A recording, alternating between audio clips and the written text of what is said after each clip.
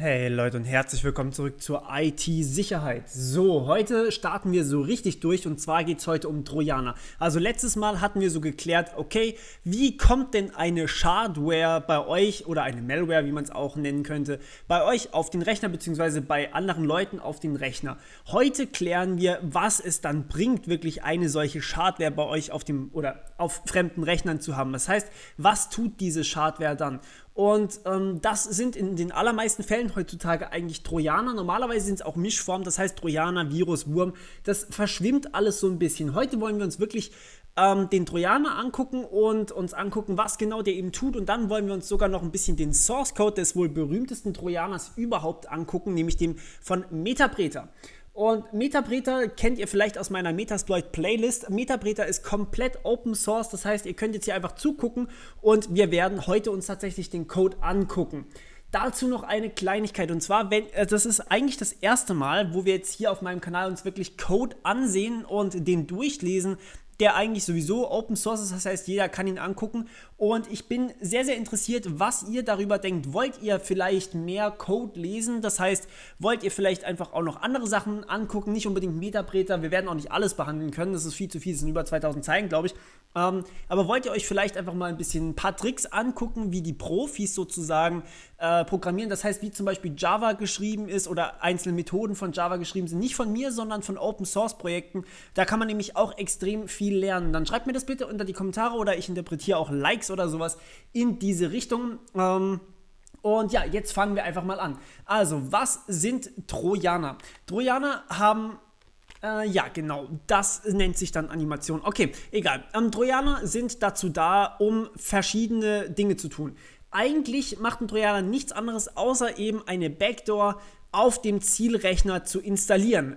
Eine Backdoor in dem Sinne, dass ihr dann von eurem Rechner, also von zum Beispiel diesem rechten Rechner hier, auf den Rechner eures Ziels zugreifen könnt. Das heißt, ihr habt den vollen Zugriff auf den Rechner. Und jetzt kommt es natürlich darauf an, wie werden Trojaner ausgeführt. Was habt ihr für ein Zielbetriebssystem? Das heißt, wenn ich jetzt hier, sagen wir mal, einen Windows-Rechner habe, also das hier ist jetzt ein Windows-Rechner und ich sitze hier an meinem, keine Ahnung, Linux-Rechner, dann brauche ich natürlich trotzdem die Windows-Befehle oder generell die Windows-Funktionalitäten und die muss alle der Trojaner dann mitbringen. Das heißt, wenn ich hier irgendwas eingebe, muss ich erstmal sicherstellen, dass mein Paket, was ich hier absende, auch wirklich bei meinem Zielrechner ankommt und dort muss dann das Richtige ausgeführt werden. So, und jetzt gibt es natürlich haufenweise, interessante Ressourcennutzung oder generell Nutzung von dieser Backdoor. Das heißt, ihr habt, sagen wir mal, Zugriff auf diesen Rechner. Jetzt ist natürlich auch noch sehr, sehr wichtig, wie sieht das Host-Programm aus? Das heißt, was denkt das Opfer, das er da ausführt? Und in den meisten Fällen denkt derjenige zum Beispiel, dass er eine Bewerbung bekommen hat. Das ist eben das, was wir bei Social Engineering bzw. eben den Phishing-Mails behandelt haben. Man denkt, man bekommt irgendwas, aber in Wahrheit ist eigentlich eine Backdoor drin. Und das heißt, wir haben tatsächlich auch relativ berühmte Programme, die man eigentlich als Trojaner so ein bisschen kennzeichnen könnte. Denn eigentlich hat auch jeder Windows-PC eine Backdoor drin. Denn ja, im Endeffekt kann Microsoft durch die Updates wirklich alles mit eurem Rechner machen. Das heißt, eigentlich fällt das offiziell auch unter Trojaner. Das heißt jetzt nicht, dass Microsoft oder Windows oder sowas irgendwie jetzt eigentlich wirklich ein Trojaner ist. Das heißt bloß, dass es eigentlich auch dieselbe Funktionalität hat. So, und jetzt ist natürlich sehr, sehr interessant. Sagen wir mal, ich lade mir illegal irgendwo ein Spiel runter. Und dann führe ich dieses Spiel aus und freue mich, hey, super, cooles Spiel, ich habe nichts dafür bezahlt. Ja, eventuell hat dann ein böser Mensch dieses Spiel angeboten auf seiner Plattform und darin tatsächlich noch zusätzlich nicht nur den Crack, das heißt, dass ich das Spiel ohne irgendwie es gekauft zu haben ausführen kann, sondern er hat auch noch gleichzeitig einen Trojaner eingebaut. Und das merke ich ja nicht mal. Das heißt, da kann es dann passieren, ich führe das Spiel aus, alles läuft wunderbar, aber wenn ich das Spiel wieder beende, vielleicht sogar entferne, dann ist der Trojaner bzw. die Hintertür, also die Backdoor, ist immer noch vorhanden. Und das ist tatsächlich ein großes Problem, denn oftmals bekommt man Trojaner eigentlich gar nicht mit. So. Und jetzt zu den Zielen von Trojanern. Die sind so ungefähr so vielfältig wie, ja, was ihr mit eurem eigenen Rechner machen könnt. Es gibt böse Trojaner, die zum Beispiel einfach nichts anderes im Sinn haben, als möglichst viele Daten von euch zu vernichten. Also wirklich einfach nur vernichten, sprich zum Beispiel komplette Festplatten formatieren. Das machen eigentlich wirklich nur Leute, die sich an jemanden rächen wollen, sage ich jetzt mal. Das heißt, wenn ihr keinen persönlichen Clinch mit jemandem habt, dann solltet ihr da eigentlich nicht Gefahr laufen, dass da irgendwas passiert. Was viel, viel häufiger ist, ist die Ressourcengewinnung, Kryptotrojaner oder Spionage. Und bei den Spionagetrojanern, da kann man zum Beispiel den Bundestrojaner nennen, also da erinnert ihr euch vielleicht mal dran, da war so ein Trojaner im Umlauf, der sich einfach auf jedem Rechner breit gemacht hat oder auf vielen Rechnern breit machen konnte und der hat einfach nichts weiter gemacht, außer zu gucken, was für Programme führt ihr aus, was macht ihr da gerade mit eurem Rechner, vielleicht ein paar E-Mails noch an den jeweiligen Autor, also quasi, wenn ihr diesen Trojaner hier auf diesem Rechner habt, dann sendet das Ding zum Beispiel E-Mails hier rüber wieder an den Kontrollierenden, sprich der den Trojaner geschrieben hat. Oder er guckt, was ihr gerade für Programme ausführt oder sowas. Das sind dann Spionagetrojaner, die gibt es sehr, sehr häufig und die werden auch ganz gerne mal vom Staat produziert. Und das ist natürlich dann umstritten, ob man sowas darf oder ob man sowas nicht darf. Da will ich jetzt gar nicht weiter drauf eingehen, das darf jeder selber überlegen und vielleicht in den Kommentaren schreiben und da könnt ihr dann von mir aus diskutieren oder schreibt es im Forum. Apropos Forum, kurze Werbung, geht auf meine Webseite und dann klickt oben auf Forum und da gibt es ein wunderbares Forum mit unglaublich vielen coolen Leuten und da kann man sich auch super über solche Themen austauschen. So, Ressourcengewinnung. Ihr habt vielleicht schon mal von Botnets gehört. Das heißt, man hat tatsächlich ein Netz aus infizierten Rechnern. Auf jedem einzelnen Rechner läuft ein Trojaner oder muss nicht unbedingt ein Rechner sein, kann auch ein Server sein. Auf jedem einzelnen läuft eine Backdoor, die durch einen Trojaner in das System gekommen ist. Und diese ganzen Rechner können dann angesteuert werden und dann kann man zum Beispiel sagen, hey, jeder einzelne Rechner in meinem Botnetz, der soll jetzt einfach irgendwelche Daten an Website XY schicken. Und wenn das wirklich dann mehrere tausend oder sagen wir mehrere tausend Rechner sind, die dann einfach diese Website blind ansteuern und gleichzeitig Daten von der ziehen, dann spricht man von einem sogenannten Distributed Denial of Service Angriff. Das heißt, die Website geht einfach down, weil zu viele User auf einmal drauf zugreifen. Aber eigentlich war es ja nur ein User, der auf jedem anderen Rechner einen Trojaner installiert hatte. Und die Leute kriegen das dann teilweise nicht mehr unbedingt mit, die diese Webseite da angreifen, weil sie wissen ja nicht, dass sie einen Trojaner haben. Das merkt man ungefähr dann, wenn man sich irgendwie gerade ein Spiel runterladen möchte, auf Steam zum Beispiel, und plötzlich hat man statt 10 Megabyte pro Sekunde nur noch 0,01 Megabyte pro Sekunde, weil der andere Traffic komplett nur für diesen DDoS-Angriff, von dem man eigentlich nicht mal was mitkriegt, gefressen wird. So, das ist die Ressourcengewinnung und von den Kryptotrojanern habt ihr wahrscheinlich schon enorm viel mitbekommen. Das wäre dann sowas wie Ransomware-Angriffe. Das heißt, ein Trojaner, der einfach jede einzelne Datei auf eurer Festplatte verschlüsselt und am Ende habt ihr nichts weiter als kompletter Müll auf eurer Festplatte und ja, der Trojaner sagt euch, hey, überweist doch mal so und so viel, dann entschlüsseln wir deine Daten wieder. Das Entschlüsseln funktioniert natürlich auch über eine Backdoor, sprich der Autor des Trojaners, der sagt dann einfach, hey, ich möchte jetzt, ich habe das Geld bekommen, falls er so nett ist und wirklich so ehrlich ist, ich habe das Geld bekommen, also entschlüssele diese Daten, Passwort ist so und so. Das wäre dann eben ein Kryptotrojaner. Darauf werden wir vielleicht auch noch ein bisschen genauer eingehen.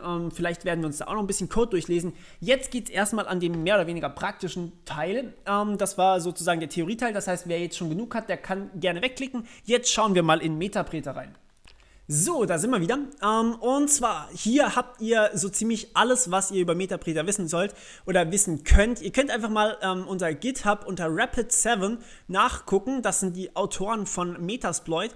Und da könnt ihr tatsächlich den kompletten Source Code von zum Beispiel dem Python Metapreter euch angucken. Und das ist jetzt der, den wir uns auch ganz kurz nur durchgucken wollen. Wie gesagt, es sind 1213 Zeilen, also wir werden nicht durch alles durchgehen. Das wäre viel zu viel, aber wenn ihr es geil findet, mit mir irgendwie Code durchzulesen, vielleicht findet ihr da noch irgendwelche Tricks oder wisst nicht genau, was irgendwas machen soll, dann könnt ihr natürlich auch gerne mir sagen, hey, lass uns doch mal das und das durchlesen oder sowas und dann gucke ich, dass wir das machen können. Also wenn genug Leute das irgendwie cool finden oder auch interessant finden, ich will ja niemanden hier irgendwas aufzwingen. So, also wir sehen als allererstes einige Imports, die uns nicht weiter interessieren müssen. Interessant wird es dann allerdings hier. Und zwar, Metapreter hat natürlich das Problem, er möchte sowohl auf Linux als auch auf Mac als auch auf Windows laufen. Und da sollte man natürlich dann möglichst schauen, dass es eben kompatibel ist. Und dann probieren wir hier eben, hey, wir probieren erstmal C-Types zu importieren. Und wenn das nicht funktioniert, das heißt, wir haben hier eine Exception, dann wird tatsächlich hier dieses Attribut hasWinDLL auf False gesetzt und ansonsten probieren wir das Ding zu laden und zwar diese WinDLL. Das machen wir direkt über Seed-Types und das heißt, wir haben dann Zugriff auf alle Windows-Funktionen. Das heißt, wenn das Ding hier Windows ist, dann wird auch dieses hasWin-DLL auf True gesetzt werden, ansonsten eben auf False und je nachdem kann man dann eben später sagen, okay, ich möchte probieren, eine Funktionalität über diese WinDLL auszuführen und vielleicht möchte ich, wenn es ein Linux ist, eben nicht darüber ausführen. So, selbiges hier mit den URL-Lib-Imports, da sind dann jeweils ein paar unterschiedliche Libs, je nachdem eben, was wir für ein System haben. Aber das gucken wir uns jetzt gar nicht genauer an. Ihr könnt da gerne mal selber gucken. Je nachdem, was wir eben für ein System haben, definieren wir uns hier auch unsere Funktion ein bisschen anders. Also ob was ein String ist, da seht ihr, Lambda-Funktionen kommen durchaus zum Einsatz. Oder ob wir es hier nur mit Bytes zu tun haben. Das sind eigentlich nur Netzwerkfunktionen, die wir dann eben später brauchen. Dann holen wir uns hier einen Zufallsgenerator. Den brauchen wir für verschiedene Sachen. Und hier dann einfach ein paar Variablen, die wir jetzt eigentlich auch nicht genau uns angucken müssen. Aber wo es dann interessant wird, hier, wie gesagt, ein paar Funktionen, sowas wie Rand XOR Key zum Beispiel kann man machen. Das heißt, wir verschlüsseln auch noch alles. Wir haben hier eine CRC-Checksumme. Für die Leute, die nicht wissen, was eine Checksumme ist, das überprüft, ob Daten richtig angekommen sind, indem einfach ein paar Daten mehr überprüft werden. Könnt ihr euch auch ganz gerne unter ein paar anderen Videos von mir angucken. Genau. So, bisschen tiefer finden wir die Funktion getSystemArch. Das bedeutet, wir wollen uns die Systemarchitektur auslesen. Das finde ich ziemlich cool. Das ist eine unglaublich spannende Funktion, die könnt ihr euch ganz gerne mal selber gut durchlesen, denn oftmals wird mir ja gefragt, hey, möchtest du jetzt die 64-Bit-Version installieren, möchtest du die 32-Bit-Version installieren oder möchtest du vielleicht auch auf einem Raspberry Pi was installieren, und da ist natürlich sehr, sehr geil, wenn man einfach sagen kann, wir haben hier x86 oder wir haben x64 oder wir haben x86, x64, was genau gleichbedeutend ist wie x64. Und das kann man einfach auslesen über ctypes.windll. Klar, funktioniert nicht, wenn wir hasWinDLL nicht laden können, aber deswegen sagen wir hier, okay, wenn diese WinDLL eben nicht funktioniert hat, dann versuchen wir es anders und das wäre dann eben hier. Ja, aber wie gesagt, man kann es in manchen Systemen einfach direkt auslesen. Und in anderen Systemen, wie zum Beispiel Windows, muss man noch ein bisschen Umwege gehen über diese WinDLL. Und ich finde diese Funktion einfach super cool, weil man dadurch einfach dieses Abfragen, was für ein System man gerade hat, unter Python überhaupt nicht mehr braucht. Das ist echt nützlich und eigentlich unter C genauso wenig, zumindest unter Windows C, kann man einfach sagen, ich scheiß drauf, was ihr für eine Architektur habt, ich finde das einfach selber raus und mache dann je nachdem, was ich eben brauche.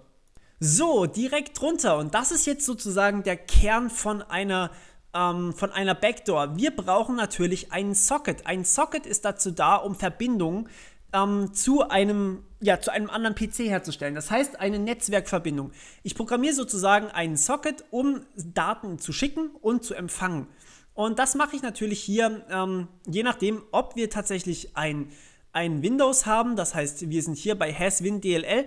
Oder wir probieren hier über hasAttributeSocket. Das heißt, wir probieren einfach so, einen Socket aufzustellen. Und das ist ziemlich cool. Wie gesagt, es gibt auch ein Socket-Video, das ist nicht ganz so überall kompatibel wie das hier. Eigentlich ist es auch ziemlich kompatibel, aber ja, es ist halt, das hier ist wirklich sehr, sehr besonders, sagen wir mal. Aber im Prinzip, wie gesagt, Sockets hatten wir auch schon in den Python-Tutorials, das könnt ihr absolut so. Das hier brauchen wir absolut nicht. Das ist, wie gesagt, hier einfach nur, oder was heißt wie gesagt, das ist einfach, diese Variablen irgendwie miteinander zu verwurschen, um später die Befehle interpretieren zu können. Das heißt, wenn mein Zielrechner, das heißt ich zum Beispiel, wenn ich jemanden angreife, dann muss ich dem ja Daten schicken.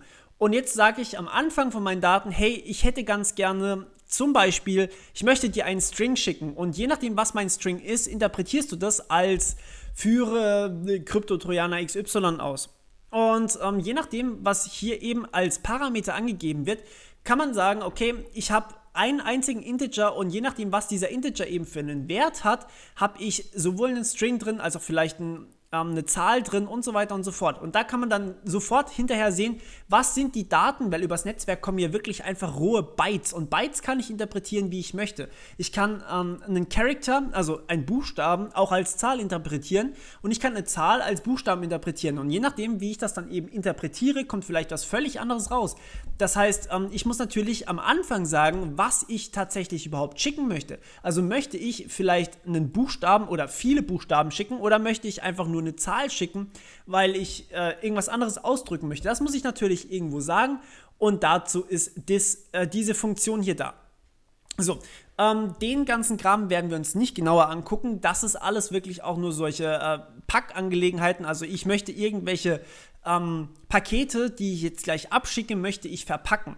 Was aber vielleicht für euch noch, achso, hier hat es noch übrigens 2 Klassen, für die Leute, die mir nicht geglaubt haben, dass Klassen tatsächlich im Einsatz sind. Aber was vielleicht am allerinteressantesten ist für euch, das hier ist eine Klasse mit Transport. Das heißt, die ist wirklich nur zum Hin- und Herschicken von Daten gedacht. Und dann gibt es noch ziemlich weit unten die Klasse, wo habe ich sie? Python Metapreter. Die ist relativ weit unten auf Zeile 725, falls ihr selber mal nachgucken wollt. Und hier sehen wir, okay, wir haben erstmal einen Konstruktor, der uns haufenweise Variablen initialisiert. Und die werden wir jetzt auch nicht alle durchgehen. Wie gesagt, das ist viel zu viel, um alles besprechen zu können. Der wurde ja auch nicht alles in einem Tag geschrieben. Hier dieser Source Code schon gar nicht in einer halben Stunde. Ja, wir wollen uns jetzt nur einfach mal ganz kurz angucken, was wir hier alles finden. So, wir sehen hier eine Funktion zum Erweiterung laden. Das heißt, Metasploit lädt einfach Erweiterungen. Wie macht's das? Und das ist eigentlich ganz cool gemacht. Auch diese Register Function. Im Fall von den Extensions müssen wir hier den Namen einer Extension angeben. Klar, wenn ihr Metasploit benutzt, dann müsst ihr auch sagen, ich möchte jetzt diese und diese Extension laden. Und dann sagt er hier, okay, ich setze die Klassenvariable für die registrierte Extension, setze ich einfach auf das, was du mir angegeben hast und gib die zurück. Das ist eigentlich ziemlich simpel. Aber was hier bei Register Function ziemlich cool ist, wir haben hier die Möglichkeit, eine Funktion einfach anzuhängen. Und das ist jetzt tatsächlich der Name einer Funktion hier oben und wir können einfach sagen, okay, wenn wir die Funktion später aufrufen wollen, haben wir ja alle Funktionen. Das heißt, wir haben hier oben in den Extension Functions haben wir einfach eine Liste von Funktionen drin, die man einfach auf Abruf im Prinzip laden kann und dort dann eben die Parameter angibt. Und das heißt, ich habe die alle in einer Liste zur Verfügung. Das ist ziemlich cool eigentlich gemacht. So, dann ein paar unwichtigere, oder was heißt unwichtig, aber halt nicht so interessante Sachen. Da würde ich euch dann einfach mal sagen, könnt ihr mal gerne selber vorbeigucken. Wie gesagt, eigentlich wollte ich mich auf ein paar wenige Funktionen beschränken, also generell, wenn wir irgendwie Code durchlesen, das ist jetzt halt ein Riesenprojekt hier, was wir uns angucken wollen. Ich würde mich dann vielleicht auf 1, 2 Funktionen, vielleicht auch mal eine Klasse beschränken, aber dabei würde ich es dann auch lassen. So. Add Channel bedeutet so viel wie, wenn ihr einen neuen Kanal öffnet zu demjenigen, den ihr bei dessen Rechner der Trojaner bzw. die Backdoor läuft, dann fügt ihr hier diesen neuen Channel einfach ein und ihr könnt ja dann im Prinzip wechseln zwischen den verschiedenen Channels. Genau, und ähnlich mit dem Process hier. Die Pakete sind wieder mal Netzwerkkram sozusagen. Das ist eigentlich hauptsächlich in der anderen Klasse geregelt, in der TCP und in der HTTP-Klasse. Und das ist eigentlich jetzt hier nur noch, damit diese Klasse eben auch drauf zugreifen kann. Und wir sehen hier unten auch noch eine Funktion, ebenfalls eine Session nicht mehr aktiv ist, dann müssen wir natürlich auch reagieren. Da gibt es eine gewisse Session Expiry End Time, das heißt eine Zeit, nach der jede Session, wenn keine Rückmeldung gekommen ist, dann zählt die als abgelaufen. So, und hier nochmal Transportangelegenheiten, hier Add oder Change oder Next oder Previous. So, und jetzt die Hauptfunktion vom Metapreter, das ist quasi die Run-Funktion. Das heißt, wenn ihr Metapreter startet, dann wird diese Run-Funktion normalerweise aufgerufen. Und jetzt haben wir hier den Boolean Self.Running, das heißt, solange das Programm auch läuft und solange die Session nicht expired hat, läuft das quasi die ganze Zeit durch. Und das ist echt ein Riesenstück Code, geht bis hier unten. Und wir müssen natürlich hier auch sagen, okay, wir wollen Code oder wir wollen generell irgendwas übers Netzwerk schicken oder wir wollen was empfangen. Und deswegen bekommen wir hier als erstes mal über self.getPacket, das ist auch eine Funktion, wie gesagt, mit diesem Netzwerkkram, darüber bekommen wir den Input, den wir schicken, der angekommen ist. Und wenn dieser Request angekommen ist, also falls wir einen Request überhaupt haben, und das muss ja nicht immer der Fall sein, dann bauen wir uns einfach eine Antwort, damit eben sozusagen die Verbindung aufrechterhalten wird und schicken die dann wiederum eben. Gut, und ja, hier packen wir uns einfach also wir können ja mehrere Channels haben in Metasploit und ja, jetzt listen wir die hier einfach auf in diese Channel-IDs hier rein. Genau, und dann gehen wir durch jeden einzelnen Channel durch.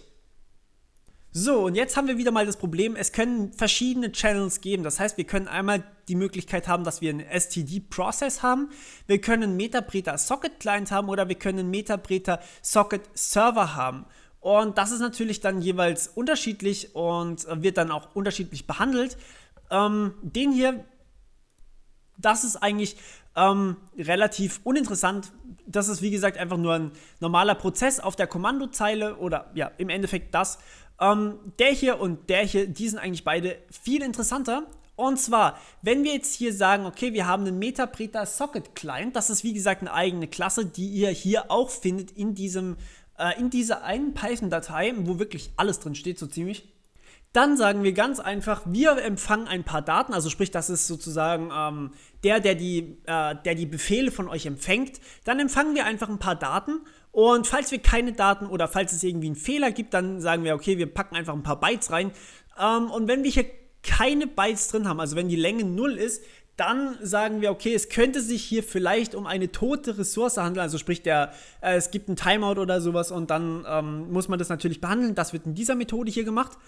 Und ansonsten hängen wir einfach diese Daten da dran, also die Daten, die wir empfangen haben. Wenn wir hier aber einen Socket-Server haben, dann packen wir das oder dann erstellen wir ein neues Paket. Beziehungsweise erstmal müssen wir natürlich irgendwelche Daten oder Verbindungen empfangen, also sprich, wenn sich jemand drauf verbindet. Es könnte ja sein, dass der PC runtergefahren war, wenn er wieder hochfährt, führt er irgendwie diese ganze Angelegenheit nochmal aus, also den Trojaner nochmal aus und verbindet sich dann wieder auf euch. Und das muss natürlich dann hier auch akzeptiert werden, so eine Verbindung, wenn man die gerade empfängt. Und ja, dann bekommen wir eben darüber, also über diese Verbindung, den Socket Name, den Client Socket, die Client Adresse und über eben channel.getSockName bekommen wir unsere Adresse. So, und jetzt muss ich tatsächlich ein bisschen rüber. Genau. Falls wir also eine neue Verbindung haben, dann müssen wir den neuen Channel einfügen. Und ja, dann packen wir erstmal ein paar Daten zusammen. Das ist jetzt eigentlich relativ uninteressant. Das sind im Prinzip nur die Metadaten. Metapreter, also ich meine damit wirklich META-Daten. Das sind die Daten von der Verbindung eben. Also zum Beispiel, dass wir einen offenen Channel haben, dass wir irgendwas hier schicken oder was für einen Client-Channel wir haben, was für eine Channel-ID, was für eine Serveradresse und so weiter und so fort. Also diese ganzen Metadaten werden eben geschickt und da sehen wir dann hier self.sendPacket übermittelt eben das Paket. So. Jetzt kann ich wieder nach vorne. Okay, wenn wir eben Daten haben und ihr seht, Daten bekommen wir hier nur in diesem Fall, dann machen wir Folgendes. Wir generieren eine Antwort und das ist im Prinzip das hier auch wieder viele, viele Metadaten und ja, dann natürlich die Daten, die wir übermitteln wollen, hier auch noch in den Daten drin. Das heißt, wir sagen hier, wir geben an, okay, jetzt kommen die Daten und dann müssen wir natürlich auch noch angeben, wie lang die Daten eigentlich sind. Und dann übersenden wir das ganze Ding wieder mal übers Netzwerk. Und das ist eigentlich tatsächlich die Hauptmethode von Metapreter oder von Metapreter im Prinzip. Unten drunter kommen jetzt noch andere Angelegenheiten, wie zum Beispiel eben das, was wir gesagt hatten. Wenn eine Ressource nicht mehr reagiert, dann müssen wir sie natürlich behandeln und deswegen sagen wir hier, wir löschen sie aus self.channels, also aus den ganzen Channels raus. Wir entfernen sie aus den Interact-Channels, also noch einer Liste, falls sie da eingetragen wurde und wir schicken ein paar Daten, dass eben die Verbindung tot ist, übers Netzwerk. Das kann natürlich von beiden Seiten kommen, sprich wir können es auch sowohl sagen, wenn der Server down ist, als auch wenn der Client down ist. Also quasi, wenn wir ein Timeout haben, kann natürlich auch vorkommen. So, und dann eben hier noch einige andere Funktionen, die ihr euch gerne mal selber durchlesen könnt, wenn ihr, wie gesagt, mehr haben wollt und vielleicht auch ein bisschen ausführlicher in diese ganzen, also vielleicht nicht unbedingt bei Metapreter, aber wenn ihr generell ein bisschen ausführlicher über Code reden wollt, dann könnt ihr mir das gerne mal schreiben. Und ja, im Prinzip haben wir hier wirklich nur noch solche Netzwerkfunktionen, wie zum Beispiel eben, wir wollen auf den Kanal schreiben oder wir wollen eine Antwort generieren, all diese Dinge, das ist wirklich hier sehr, sehr ausführlich gemacht, aber im Prinzip, ihr seht, das Ganze ist wirklich eigentlich bloß ein Socket, der Verbindungen akzeptiert, so viele wie ihr wollt und wenn eine Verbindung da ist, dann kann man da Daten übermitteln, man kann Daten eingeben und die werden dann eben von dem gegenüber empfangen und verarbeitet. Und das ist tatsächlich das Allerwichtigste, wenn es um irgendwelche Trojaner geht. Diese Daten, die ankommen, die kann man natürlich auch unterbrechen oder man kann sie fälschen. Und das wird oftmals ausgenutzt. Also zum Beispiel hat man bei dem WannaCry-Virus oder WannaCry-Ransomware hat man eben gefunden, wenn es irgendwie angefangen hat, es hat sich ja gleichzeitig auch noch weiter verbreitet. Dazu werden wir wahrscheinlich nächstes Video kommen. Und da hat es dann jedes Mal überprüft, bekomme ich eine Antwort von einem gewissen Server. Und diese Antwort, die konnte man fälschen. Und das hat man natürlich dann gemacht und dadurch hat sich der Wurm nicht weiter ausgebreitet und man hat ihn sozusagen gestoppt, also zumindest vom weiter ausbreiten. Das ist natürlich dann noch lange keine Lösung, aber man kann zumindest mal das Problem ein bisschen eingrenzen. Hier unten sehen wir wieder, ist noch ein bisschen Basic Code, also das heißt wirklich was in keine Klasse oder so reingehört, sondern wirklich einfach so Code und das hat hier mit Fork zu tun. Fork ist eine Funktion, die euch sozusagen den Prozess aufsplitten lässt. Das heißt, einen neuen Prozess erstellen lässt. Und hier wird dann eben auch hier unten gesagt, okay, wir erstellen eine neue Metapreter-Instanz von dieser Metapreter-Klasse, die wir eben da oben gerade hatten und dann lassen wir sie laufen, also met.run. Genau, also wie gesagt, ganz kurze Übersicht über diesen Code hier. Ich hoffe, es hat euch mal wieder gefallen und nächstes Mal geht es natürlich weiter mit einer anderen Malware-Art wahrscheinlich wieder. Und ja, schreibt mir irgendwelche Kommentare oder Meinungen dazu. Ich weiß, es war jetzt sehr, sehr grob nur drüber gegangen, aber ich wollte euch ja auch nur einen kurzen Einblick über Metapreter eben geben und ihr dürft euch dann ganz gerne mal alles selber durchlesen. Gut, wir hören uns beim nächsten Mal. Bis dann, ciao!